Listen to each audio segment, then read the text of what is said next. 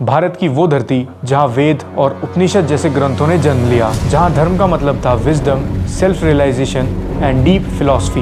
इन्हीं वेदों और उपनिषद से इंस्पायर्ड होकर आर्यभट्टा, ब्रह्मगुप्ता, पतंजलि, चाणक्य और आदि शंकराचार्य जैसे महान लोगों ने yoga, spiritual science, philosophy, logic, physics, natural science, medicine, surgery, mathematics और एस्ट्रोनॉमी की नॉलेज दी। लेकिन अगर मैं आपसे एक सवाल करूं कि आज के टाइम पे धर्म क्या है? इंडिया के अंदर आज धर्म सिर्फ बाबाओं की अंधभक्ति तक सीमित रह गया है और ये ब्लाइंड डिवोशन हमारी सोसाइटी को खोखला करने का काम कर रही है।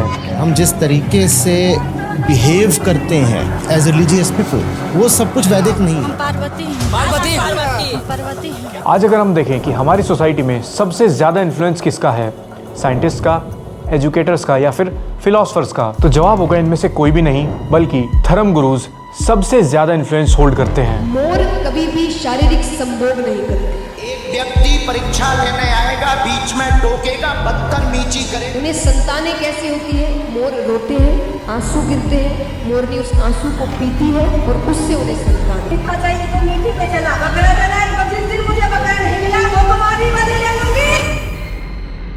लाखों लोग इनके पीछे पागल हैं और वो इस हद तक पागल हैं कि जब इनकी भीड़ एक दूसरे को कुचल के मार देती है, उसके बाद भी कोई इनके ऊपर उंगली नहीं उठाता। भारत के अंदर धर्म आज एक लॉस प्रूफ बिजनेस बन चुका है जिसे हर कोई अपने तरीके से चला रहा है। इन सभी गवर्नमेंट से ना तो कोई सवाल करने वाला है, ना ही कोई इनकी बातों से डिसएग्री कर सकता। अगर कोई भी इंसान इनकी सच्चाई को बाहर लाने की कोशिश करता है तो उसकी आवाज दबा दी जाती है। अगर कोई भगवान के नाम पे सवाल पूछ ले तो ये लोग उसका मुंह बंद कर देते हैं। ये बाबा लोग धर्म का झंडा दिखाकर लोगों से कुछ भी बोल सकते हैं और लोगों को कुछ भी काम करने के लिए इन्फ्लुएंस कर सकते हैं बिना किसी अकाउंटेबिलिटी के। और बाय चांस इन्हें किसी रैशनल व्यक्ति के सवाल का जवाब देना पड़ जाए तो ये सवाल को गोल मोल करना भी बहुत अच्छे से जानते हैं। जो आप जैसे कहते हैं कि आपकी परीक्षा लेते हैं या इस चीज़ को क्वेश्चन करते हैं, कुछ कहना चाहेंगे आप उन्हें? मैं सोचती नहीं, पहले सोचती थी कभी, अब नहीं। अब मैं कहती हूँ आई डोंट केयर। वो है ना साथ नीली छत वाला, देख रहा है ना सब। आज का ये वीडियो आपके कुछ बिलीफ्स को हर्ट कर सकता है क्योंकि आज हम भारत में चल रहे उस ब्लाइंड डिवोशन और भक्ति की बात करेंगे जिन लोगों ने रिलीजन और फेथ को एक सर्कस बना के रख दिया है। सनातन धर्म, जिसे कभी विजडम, सेल्फ रियलाइजेशन, मोक्ष, योगा, मेडिटेशन, स्पिरिचुअलिटी और डीप फिलॉसफी का सिंबल कहा जाता था, आज कुछ लोगों की वजह से वो धर्म पाखंड और अंधविश्वास का एक सिंबल बनते जा रहा है। भक्ति और भजन के नाम पर लोगों को आज धर्म का एक ऐसा झूठा और बेबुनियाद वर्जन प्रेजेंट किया जा रहा है जो सनातन धर्म में कभी एग्जिस्ट ही नहीं करता था। स्पेशली कोविड के बाद बाबा कल्चर एक राइज पर है। लोग रिलीजन की तरफ जाना चाहते हैं, लेकिन आज जो रिलीजन के रिप्रेजेंटेटिव बने बैठे हैं वही लोग जनता को धर्म से दूर ले जाने का काम कर रहे हैं। ये सब कुछ भले ही आज पीक पर हो, लेकिन इसकी शुरुआत कई सौ साल पहले हो गई थी और उसी पूरे प्रोसेस का नतीजा आज हमारे सामने है। तो आज की इस सिचुएशन पे बात करने से पहले थोड़ा इतिहास में झांक कर देखते हैं कि ये सब हुआ कैसे। शुरुआत करते हैं एकदम ओरिजिन से। वेद और उपनिषद जो धर्म के पिलर्स माने जाते हैं और इन्हीं से हिंदू धर्म का ओरिजिन भी है। लेकिन आज जब हम हिंदू धर्म में प्रैक्टिस की जा रही चीज़ों को वेद और उपनिषद से कंपेयर करते हैं तो हमें एक बड़ा गैप नजर आता है। देखो, वेद और उपनिषद कोई ऐसी चीज़ नहीं है जिसे आप एक वीडियो में समझ सको, लेकिन हम कुछ ऐसे इंपॉर्टेंट पॉइंट समझ सकते हैं जिनके थ्रू आप आज के जो हिंदुज्म के इस वर्जन को ये बाबा लोग प्रेजेंट कर रहे हैं उससे कंपेयर कर सको। देखो, वेद और उपनिषद को अगर शॉर्ट में समझना हो तो इनका पर्पज था दो सवालों का जवाब देना। मैं कौन हूं और रियलिटी क्या है? ये दो सवाल अपने आप में बता देते हैं कि वेदों और उपनिषदों में फिलोसफिकल अप्रोच को कितनी इंपॉर्टेंस दी गई है। हाउएवर, स्पिरिचुअल एस्पेक्ट्स के साथ वेदों में कुछ हद तक रिचुअल प्रैक्टिस करने की भी बात की गई है। लेकिन उपनिषद, जिन्हें वेदों का कंक्लूजन भी माना जाता है, उनके अंदर सेल्फ रियलाइजेशन, ब्रह्मा, आत्मा, मोक्ष और इंट्रोस्पेक्टिव जैसे एलिमेंट्स को ही बताया गया है, यानी डीप फिलोसॉफिकल अप्रोच। सभी धर्म गुरुज के सभी स्टेटमेंट्स में से सबसे जो कॉमन चीज है वो है वुमेन के बारे में इनके बिलीव्स। मेरी सलाह है कि एक बार पुनः आत्ममंथन किया जाए कि पहले के लोग 16 साल में अपनी बेटी और अपने बेटों का विवाह क्यों करते थे। ये एक विचार का विषय है या नहीं? भाई, इसी उम्र में लड़का भाग रहे हैं कि नहीं, लड़कियां यहाँ वहाँ भाग रही हैं कि नहीं, उन्हें तो कोई ना कोई पुरुष चाहिए। और बेसिकली वुमेन को लेकर काफी टिप्पणियां होती रहती हैं कि वुमेन का चाल चलन कैसा होना चाहिए, उनकी ड्रेस क्या होनी चाहिए, क्या पहनना चाहिए। आज भले ही हम वुमेन एम्पावरमेंट के नाम पे वेस्ट का एग्जाम्पल देते हो, लेकिन वुमेन को लेकर तो वेस्ट भी एक समय में बहुत ऑप्रेसिव था। लेकिन जब वुमेन ऑपरेशन की बात आती है तो ये चीज भारतीय सोसाइटी में होती हुई अच्छी नहीं लगती, क्योंकि अगर हम अपना इतिहास उठा के देखें तो हमारे इतिहास में तो वुमेन एम्पावरमेंट जैसी चीज एग्जिस्ट भी नहीं करती थी। ये बात बिल्कुल सच है कि हम बैकवर्ड्स इवॉल्व कर रहे हैं। हिस्ट्री की बात की जाए तो सनातन पीरियड में वुमेन के पास एजुकेशन, मिलिट्री राइट्स और पॉलिटिकल राइट्स के साथ साथ वो सभी राइट्स थे जो एक मैन को दिए जाते थे। इसका पता हम इस चीज से लगा सकते हैं, ऋग्वेद यानी कि दुनिया का सबसे एंशिएंट रिलीजियस फाउंडेशनल टेक्स्ट। अगर आप ऋग्वेद के हाइम्स को एग्जामिन करोगे तो इसमें 27 से ज्यादा वुमेन स्कॉलर्स ने कंट्रीब्यूट किया है,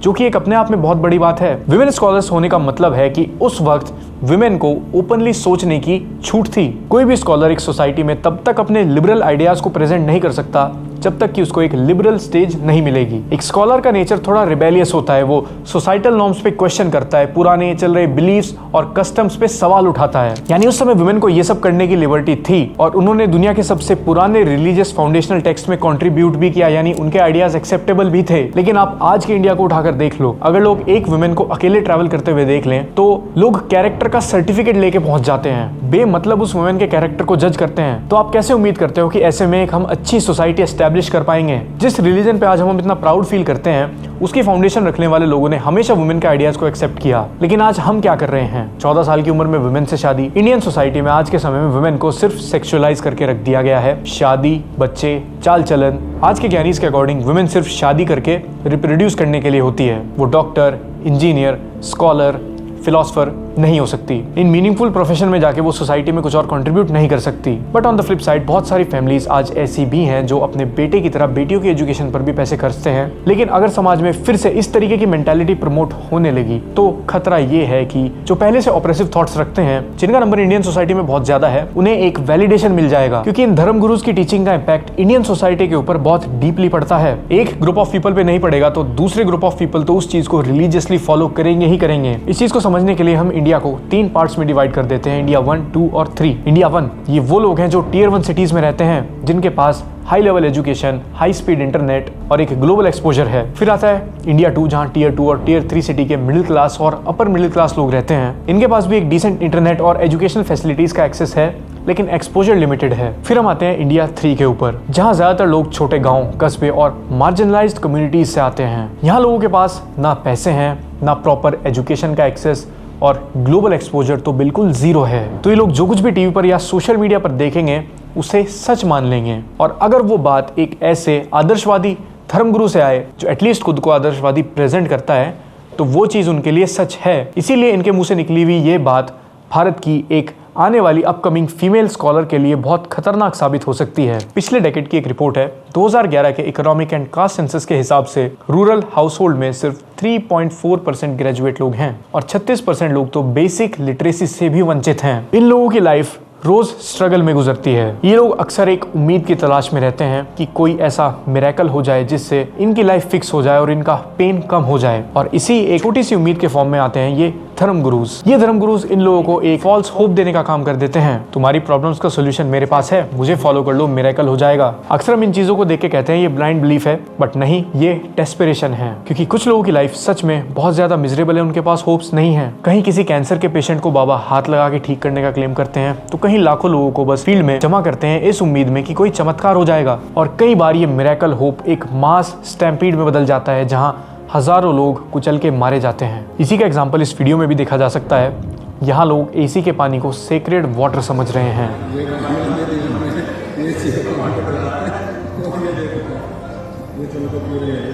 आजकल तो इंटरनेट पे ऐसे चमत्कारी बाबा हर रोज इमर्ज हो रहे हैं। एक बाबा तो कैंसर का इलाज भी पानी से कर दे रहे हैं और जल पिलाने के बाद आशीर्वाद देते हैं। ये बाबा की ऐसी असीम कृपा है कि वो लौट के आते हैं, कहते हैं महाराज जी हमारा मरीज स्वस्थ हो गया। तो जितनी ये medical science trillions of dollars खर्च रही है कैंसर के ट्रीटमेंट को ढूंढने में, वो सब तो एक वेस्ट ऑफ मनी है। कोई खुद को माता का रूप बताकर लोगों के दुख दूर कर रहा है, कोई इंडिया से ऑस्ट्रेलिया में बैठे मरीज का इलाज कर दे रहा है। और ये कितनी अजीब बात है, जिस देश में 1500 से 2000 साल पहले योग और आयुर्वेद के ऊपर ग्रंथ लिखे गए, आज उस देश की ये हालत। भारत एक वो देश था जहां हजारों पेड़ पौधों की मेडिसिनल प्रॉपर्टीज बता दी गई थी और सर्जरीज जैसे एडवांस्ड और प्रैक्टिकल मेथड शुरू हो गए थे। उस देश के लोग 2000 साल बाद अपनी किसी बीमारी का इलाज किसी बाबा की फूंक से करना चाह रहे हैं। सोच के देखिए ये कितना बैकवर्ड प्रोसेस है। आज के लोगों के ऊपर सुपरस्टिशन का इतना इम्पैक्ट हो चुका है कि एक तांत्रिक के कहने पर एक माँ ने अपने 2 साल के बच्चे को कैनाल में फेंक दिया। और ये अकेला इंसिडेंट नहीं है जिसमें किसी ने तांत्रिक के कहने पर गलत स्टेप उठाए हो। आपके नोन में भी ऐसे बहुत सारे इंसिडेंट्स आपने खुद देखे होंगे। आप एक पैटर्न नोटिस करना, ये सभी धर्म गुरुज सिर्फ कुछ रिलीजियस टेक्स्ट को कोट करते हैं, यानी कि इन सब की नॉलेज उन्हीं रिलीजियस टेक्स्ट और वेद और उपनिषद से आती है, लेकिन इन सब की नॉलेज डिफरेंट है। देखो, सबके लिए इंटरप्रिटेशन अलग अलग हो सकती है, लेकिन फैक्ट्स तो चेंज नहीं होंगे। आप अक्सर इन्हें अलग अलग बातें कहते हुए सुनोगे। कोई कहेगा प्याज खाना बहुत खराब है, प्याज खाने से धर्म भ्रष्ट हो जाएगा। प्याज और लहसुन इसलिए नहीं पाई जाती क्योंकि प्याज और लहसुन का जन्म गंदगी से हुआ, राक्षस के मल से हुआ। क्योंकि शास्त्रों के अनुसार प्याज की उत्पत्ति कुत्ते के अंडकोश से। और वहीं दूसरे बाबा आके क्लेम कर देंगे प्याज खाने से अच्छी चीज तो आप कर ही नहीं सकते, प्याज अमृत है। अमृत की बूंद जमीन पर गिरने से एक बूंद लहसुन हो गई, एक बूंद से प्याज हो गई। आयुर्वेद में इन्हें अमृत कहा गया है, दोनों को, लहसुन और प्याज को। तो आखिर हम किसकी बात माने? कौन सा धर्मगुरु यहाँ फर्जी है और कौन सा सही? जबकि साइंटिफिकली प्याज खाना किसी भी तरीके से बुरी चीज नहीं है, लेकिन इन बाबाओं के स्टेटमेंट्स का इम्पैक्ट क्या पड़ता है वो आप इस अगले वीडियो में देखिए। किसी कावड़िए के खाने में थोड़ी सी प्याज मिल गई तो लोगों ने पूरा ढाबा ही तोड़ दिया। वहां काम कर रहे कुक और वेटर्स को इतना मारा कि उनकी हालत भी खराब हो गई, उन्हें तुरंत हॉस्पिटल में एडमिट करना पड़ा। और उस ढाबे की ओनर एक लेडी थी जो बाद में एक न्यूज इंटरव्यू में भी आई, जिसमें वो काफी इमोशनल थी। उन्होंने कहा कि ये ढाबा उनकी पूरी लाइफ सेविंग्स थी और वो अपनी फैमिली की सोल ब्रेड अर्नर है। वो ढाबा उन्होंने कई सालों में बिल्ड किया था और कुछ लोगों ने सिर्फ 30 मिनट के अंदर वो सब कुछ तहस नहस कर दिया। तोड़ते रहे, फोड़ते रहे। मैंने बेटे से भी कभी उसे खींचने लगे, बेटे को, मेरे हस्बैंड को खींचने लगे बुरी तरह से। मैं तो उनसे हाथ जोड़ के प्रार्थना ही करती रही। ये लड़की के पैर में मारा तो जैसे ऐसे मारे मैं तुरंत दौड़ी। मैंने कहा मारो मत बिल्कुल भी, मैंने तुम्हें जो तोड़ना है तुम तोड़ लो, मारो मत। ये सब वो लोग हैं जो धर्म को अपने रिबेलियस बिहेवियर को जस्टिफाई करने के लिए यूज करते हैं। वो अपनी एरोगेंस के पीछे रीजन देते हैं कि हम धार्मिक हैं। कावड़ यात्रा का पर्पस था कि आप पवित्र नदी के जल को भगवान शिव के मंदिर में जाके चढ़ा दो, लेकिन आज कावड़ यात्रा का पर्पस इस चीज से हटकर शोर शराबा और तोड़फोड़ तक रह गया है। आज हम धर्म का एक इजी वर्जन कंज्यूम कर रहे हैं, एक ऐसा वर्जन जो एक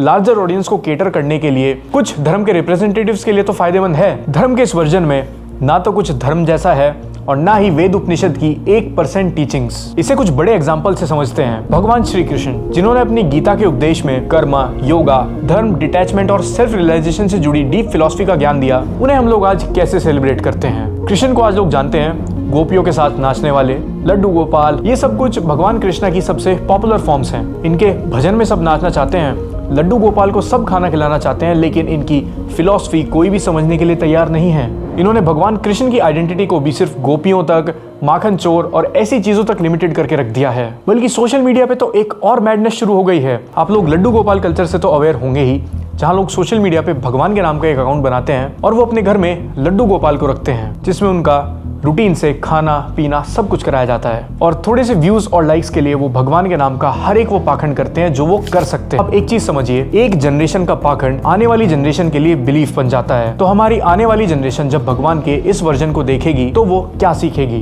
क्या आपको लगता है वो श्री कृष्ण की दी गई डीप फिलॉसफी, डिटैचमेंट और गीता में दी गई वैल्यूज को सीखेंगे? तो जो नॉलेज हमारे पास प्रेजेंट है, ये उसका कितना बड़ा लॉस है। गीता की फिलॉसफी जो किसी की लाइफ में इतनी काम आ सकती थी, सैडली उसके बारे में कोई नहीं जानेगा, बल्कि लोग इस पाखंड को देखेंगे। और एट द एंड ये पाखंड किया गया था अपने मटेरियलिस्टिक बेनिफिट के लिए, कुछ फॉलोअर्स गेन हो जाएं जिसके थ्रू वो स्पॉन्सर ले सकें, पैसा कमा सकें। कुछ लोग अपनी श्रद्धा से मंदिर जाते हैं, उन्हें वहाँ एक स्पिरिचुअल कनेक्शन फील होता है, बहुत अच्छी बात है। लेकिन आज के समय में भक्ति के नाम पर क्या चल रहा है आप वो भी देख लीजिए। भाइयों, अभी हाल ही में मैं मथुरा गया था भगवान श्री कृष्ण के दर्शन के लिए। जब मैं गोकुल पहुंचा तो एक भाई आए हमारे पास जो कि गाइडर के रूप में आए कि मैं गाइडर हूँ, चलिए आपको मंदिर घुमाता हूँ। वो घुमाते घुमाते ले गया एक नंद बाबा महल लिखा हुआ था उस मंदिर में। वहाँ पर ले जाने के बाद उसने हम लोग का नंबर लगवाया कि बैठो, धीरे धीरे नंबर आएगा और लड्डू गोपाल को झूला झुलाना है, मनोकामनाएं पूरी होती है, ऐसे ऐसे करके न जाने कितनी बातें करी। झूला झुलाने के नाम पर वहाँ पर जो मेन पुजारी जी थे वो पैसे वसूल कर रहे थे, 10,000, 5,000, 15,000 जितने जिससे वसूल कर पा रहे थे। अब सोचो जिसके पास पैसा नहीं है उसकी तो आपने तौहीन कर दी क्योंकि तेज आवाज में बातें कर रहे हो। हम लोगों ने मना कर दिया कि नहीं नहीं, हम पैसे नहीं देंगे, हमें जो दान करना है तो दान करेंगे। तो वो उल्टी सीधी बातें बोलने लगा, अपशकुन की बातें बोलने लगा। फिर उसको साथ सम्मान भेज दिया कि भाई तुम जाओ, हमें तुम्हारी कोई जरूरत नहीं है। हम लोग अकेले दूसरी गली मुड़े और दूसरी गली जब गए तो वैसा ही सेम मंदिर, वैसा ही सेम सेटअप और वैसा ही सेम सिस्टम। जो हॉल था वहाँ पर कृष्ण जी को झूला झुलाया जा रहा था।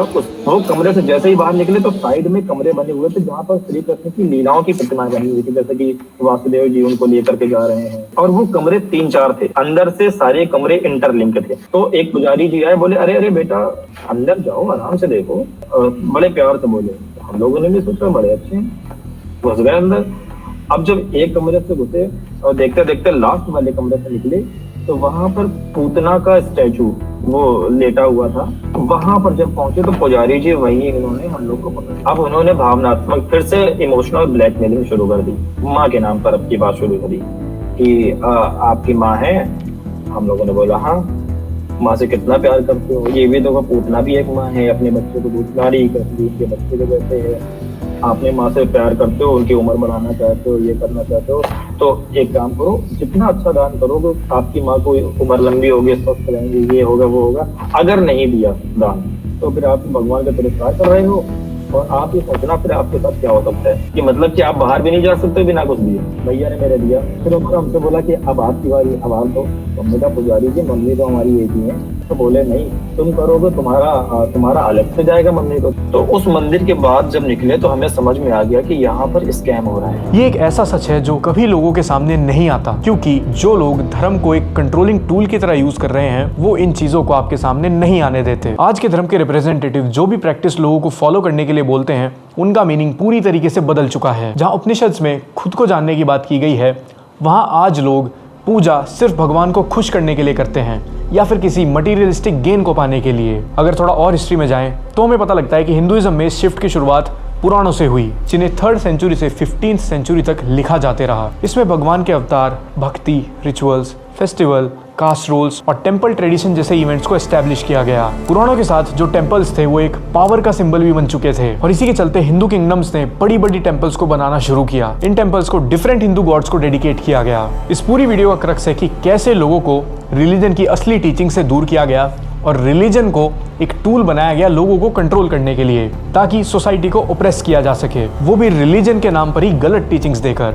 इसकी शुरुआत भी इसी टाइमलाइन से हुई थी। उस वक्त भी धर्म का डर दिखाकर लोगों को अपने हिसाब से चलाया जाता था। राजा को एक भगवान की तरह दिखाया जाता था। धर्म ग्रंथ के नाम पर लोगों को कास्ट में डिवाइड किया जा रहा था। ये वो टाइम था जब धर्म ग्रंथ से जुड़ी जानकारी सिर्फ कुछ हाई क्लास लोगों को ही दी जा रही थी, जो पुरोहित होते थे। ऐसे में लोगों को वही सच मानना पड़ता था जो पुरोहित कहते थे, और पुरोहितों ने खुद को सुपीरियर बनाने के लिए पुराणों में अपने हिसाब से कुछ बदलाव किए और नए नियम भी लिखे। फिर अगला शिफ्ट आया भक्ति मूवमेंट के नाम से, जो तमिलनाडु के अंदर 7th and 8th सेंचुरी में चला। लगभग 900 साल तक चले इस मूवमेंट ने पूरे इंडिया में रिलीजन के नए पिलर को जन्म दिया था, जिसके अंदर कीर्तन और भजन शामिल थे। लेकिन भक्ति मूवमेंट ने क्या किया, रिलीजन को पुराण में लिखे रिचुअल से हटाकर भजन और कीर्तन पर शिफ्ट कर दिया, जो कुछ हद तक तो ठीक था। लेकिन इससे हुआ क्या कि लोग वेदों और उपनिषद की डीप फिलॉसफी को काफी हद तक इग्नोर करने लगे और हिंदुइज्म की कोर फिलॉसफी सिर्फ गुरुकुलों तक सीमित रह गई, वो लोगों तक पहुंचनी बंद हो गई। फिर 7th सेंचुरी के बाद इस्लामिक रूलर्स के अटैक शुरू हो गए और हमारी हिस्ट्री काफी हद तक तहस-नहस हुई, जिसमें सबसे मेन एलिमेंट था फिलोसॉफिकल एस्पेक्ट को प्रमोट करने वाले गुरुकुल्स। अब एक तरफ तो हिंदुइज्म की कोर फिलॉसफी खत्म होते जा रही थी और दूसरी तरफ हिंदुइज्म का ये दूसरा वर्जन सोसाइटी का हिस्सा बन चुका था, जिसमें गॉड से जुड़े रिचुअल्स, पूजा पाठ, कीर्तन भजन, कास्ट बेस्ड सिस्टम और अंधविश्वास ये सब शामिल था। हिंदुइज्म की इसी कोर फिलॉसफी को कमजोर होते हुए देख 1875 में स्वामी दयानंद सरस्वती ने आर्य समाज को एस्टैब्लिश किया। उन्होंने सारे पुराणों और रिचुअल्स में लिखी बातों को करप्ट बताया और सिर्फ वेदों को स्पिरिचुअल, साइंटिफिक और मॉरल नॉलेज का एक सोर्स बताया। उन्होंने लोगों को वैदिक टीचिंग के लिए मोटिवेट किया और वो पुराने चल रहे कास्ट बेस्ड सिस्टम के विरोध में भी थे। स्वामी दयानंद सरस्वती ने हिंदुइज्म की कोर फिलॉसफी को बचाने की कोशिश तो की थी, लेकिन तब तक लोगों के दिमाग और सोसाइटी में कास्ट बेस्ड सिस्टम और अंधविश्वास जैसे एलिमेंट्स इतने मजबूत पड़ चुके थे कि लोगों को इससे बाहर निकालना इम्पॉसिबल था। जिसका रिजल्ट ये हुआ कि इसके बाद की टाइमलाइन में हिंदुइज्म में जो भी रिचुअल्स प्रैक्टिस किए जाते थे उन्हें लेकर सोसाइटी के अंदर ब्लाइंड फेथ और ज्यादा बढ़ने लगा। अंधविश्वास के साथ साथ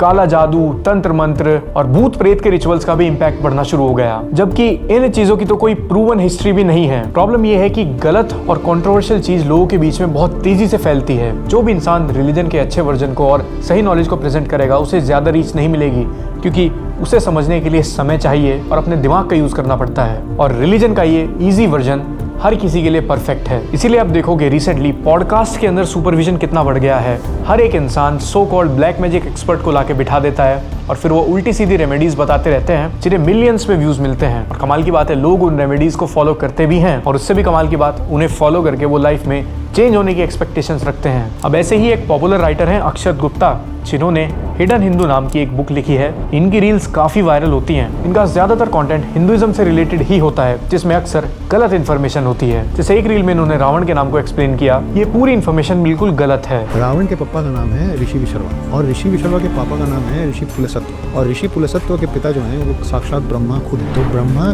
के पुत्र का पुत्र रावण है। इनकी दूसरी वीडियो में ये गुजरात से मिले एक स्नेक स्केलेटन को भगवान शिव के नाग वासुकी से जोड़कर बता रहे थे, क्योंकि उस स्केलेटन का नाम वासुकी इंडिकस रखा गया था। वासुकी 50 फुट के थे, वो जिसके गर्दन पे बैठते थे उसका कंधा कितना बड़ा होगा, और उसका कंधा उतना बड़ा था तो फिर शिव का साइज क्या होगा, और अगर शिव का साइज वो था तो शिव जिस पे बैठ जाते हैं, जिस वाहन पे, इसको आप नंदी कहते हैं, वो कैसा होगा जो शिव और वासुकी दोनों को अपने पे लाद के चल लेते। अब इन्होंने अपनी कहानी तो बता दी और लाखों लोगों ने इस चीज को सच भी मान लिया, लेकिन ये भगवान शिव के वासुकी नाग का स्केलेटन नहीं था, बल्कि इस स्केलेटन का नाम भगवान शिव के नाग से इंस्पायर्ड होकर रखा गया था। इसी तरीके से बहुत सारे लोग अपनी नई थ्योरीज इन्वेंट करते रहते हैं, जैसे भविष्य मलिका। इसे आज तक डिकोड नहीं किया गया, लेकिन इसकी इंटरप्रिटेशन पे आपको हजारों वीडियो मिल जाएंगी जिसमें सब कुछ बिल्कुल गलत है। हर एक तरीके की मिस इन्फॉर्मेशन मिलेगी। आज से हजारों साल पहले जब हिंदुइज्म की नींव रखी गई, वेद और उपनिषद लिखे जा रहे थे, तो उसके साथ एक प्रैक्टिस और शुरू हुई थी कि जो कुछ भी लिखा जाएगा उसे प्रूव करना होगा और बिना प्रूफ के कुछ भी लिखा नहीं जाएगा। इन्हीं वेदों और उपनिषद से इंस्पायर्ड होकर आर्यभट्टा, ब्रह्मगुप्ता, पतंजलि, चाणक्य और आदि शंकराचार्य जैसे महान लोगों ने yoga, philosophy, spiritual science, natural science, medicine, surgery, mathematics ऐसे कॉम्प्लिकेटेड सब्जेक्ट्स की नॉलेज दी। तभी तो इनकी दी गई इस नॉलेज को आज से कई सौ साल पहले बाहर के देशों से पढ़ने के लिए स्टूडेंट्स भी आया करते थे और वो लोग नालंदा परिसर जैसे अलग अलग गुरुकुल का हिस्सा बनते थे। लेकिन आज जब नॉलेज को डिस्ट्रीब्यूट करना इतना आसान हो गया है, तब हम लोग क्या कर रहे हैं? सिर्फ मिस इन्फॉर्मेशन और धर्म के नाम पे कट्टरता फैलाने में बिजी हैं। धर्म को पॉलिटिकल बेनिफिट्स के लिए यूज कर रहे हैं। और अगर आपके सामने कोई धर्म के सही वर्जन को प्रेजेंट करने की कोशिश भी करता है और धर्म के नाम पे चल रहे इस सर्कस को कॉल आउट करता है, तो लोग उसी को कैंसिल कर देते हैं, उसे डेथ थ्रेट्स देने लगते हैं, यानी वो पूरी सोसाइटी के लिए विलन बन जाता है। और वो इन फेक धर्म गुरुज को प्रेज करते हैं जिन्होंने धर्म को कमर्शियलाइज कर दिया है और उन्हें पैसे के अलावा कुछ नहीं दिख रहा। Basically they are playing a nice guy character. वो धर्म के नाम पर आज सिर्फ अंधविश्वास और अंधभक्ति बेच रहे हैं। आज की ये जनरेशन हिंदुइज्म को सिर्फ दिखावे के लिए की जाने वाली ये पूजा पाठ और ब्लाइंड फेथ से रिलेट करती है, हिंदुइज्म के डीप विजडम से नहीं। मैं पर्सनली यहाँ किसी के फेथ को भी टारगेट नहीं कर रहा हूँ, लेकिन आपका फेथ अगर किसी के एक्सप्लॉयटेशन का जरिया बन जाए और आपको आपके फेथ के नाम पे धर्म के बदले अंधविश्वास परोसा जाए, तो उस चीज के ऊपर बात करना बहुत ज्यादा जरूरी हो जाता है। बाकी आज के इस वीडियो में इतना ही। अगर आपको ये वीडियो पसंद आया होगा तो ये चैनल को सब्सक्राइब करना और इस वीडियो को ज़रूर शेयर करना उन लोगों को जिन्हें इस ब्लाइंड फेथ और ब्लाइंड भक्ति से निकलने की ज़रूरत है। और हाँ, ये वीडियो उन रेडिकल लोगों के लिए भी है जो धर्म के नाम पर अपने एरोगेंस और खराब बिहेवियर को जस्टिफाई करते हैं, सोसाइटी के पीस को खराब करते हुए धर्म के स्लोगन्स को यूज़ करते हैं। ऐसे लोगों तक ये वीडियो ज़रूर पहुँचना चाहिए। तो मिलेंगे अगले वीडियो में। Good bye.